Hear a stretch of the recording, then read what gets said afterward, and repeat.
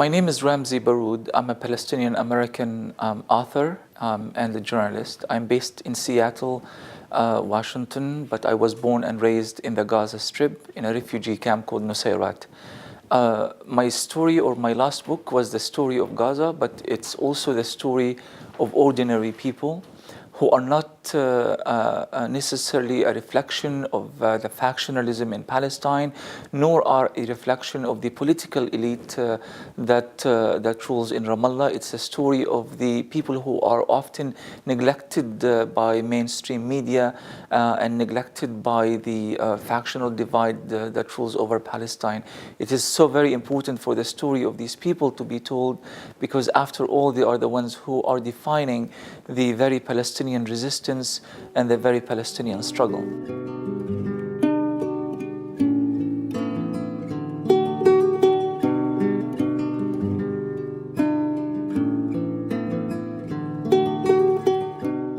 The Gaza Strip has been neglected in the way that Palestinian history is told.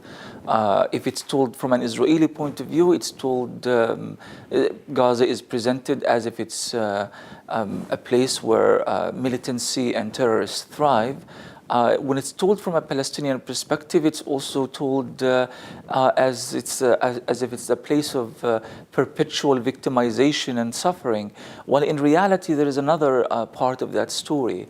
The fact is, Gaza is a representation of the history of Palestinian resistance for the last 65 years.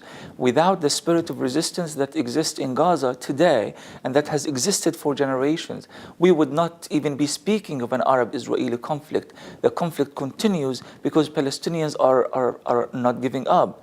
And Gaza is the perfect model and representation of that spirit.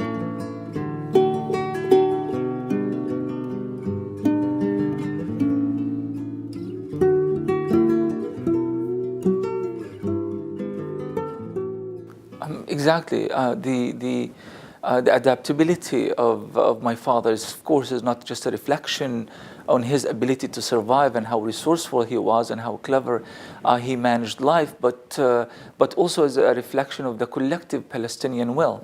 I mean, my little secret is that actually it's not a story about my father per se, but it's a story of the Palestinian people, the refugees in Gaza, in the West Bank, in refugee camps in Syria, in Lebanon, and elsewhere. It seems to me that at one point in the past, Palestinians as a collective have made a decision not to be defeated and not to give up.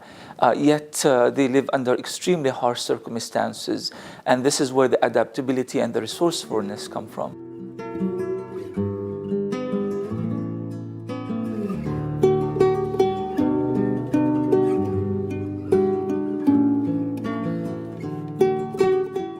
Well, my idea here is to humanize the Palestinian.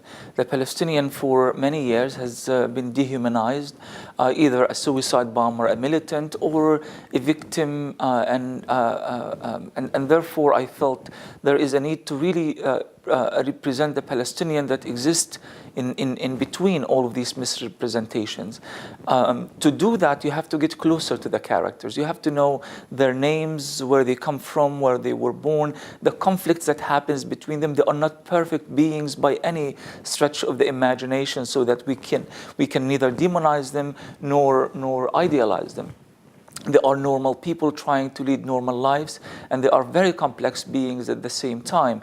Suffering, it seems to me that it's a way that you can achieve a sense of intimacy when you try to understand a person, and this is why that the heartbreaking part of the story was essential for people to relate why Palestinians in Gaza and elsewhere make the kind of choices.